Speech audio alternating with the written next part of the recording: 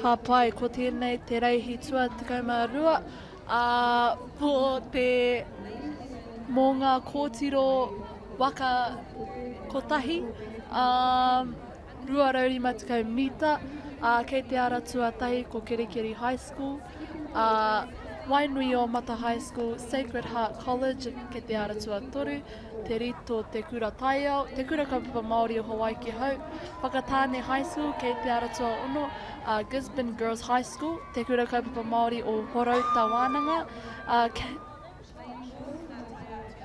Kelston Girls College, kei te ara tua iwa, Cambridge High School, kei te ara tua ngahuru, kei te ara tua ngahuru tukau mātahi, ko mana ko tukutuku College, kei te ara ngahuru mā rua, ko Papatoetoe High School. Ka pai, ko timata ki e te reihi e hoama.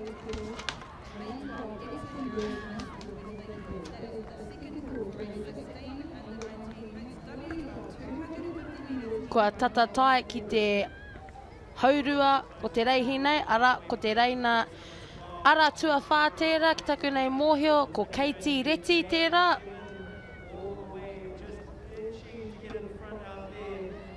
Ko te āhua nei he tino tata tēnei reihi. Ko te ara tua whā, te ara tua rima tērā. E whawhai tonu ana mo te himo tonu atu. Kei te ara tua rima ko tu te mako hakem.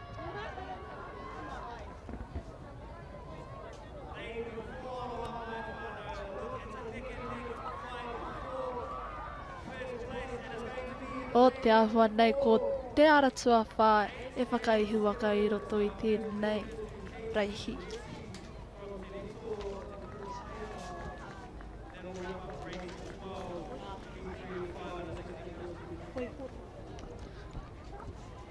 Te āhua nei ka hoi aia mō ngā hoihoro ki te nota. Ara ko Katie Reti tērā e te whānau kei te ara tua whā. Kua toa I aia te reihi nei, ka uru ki ngā whiringa whaiti. Te āhua nei māma noa tēnei mai ki aia. Ai, tika, tauke, hinea nei te whakahoki ngā whakaturanga e te iwi.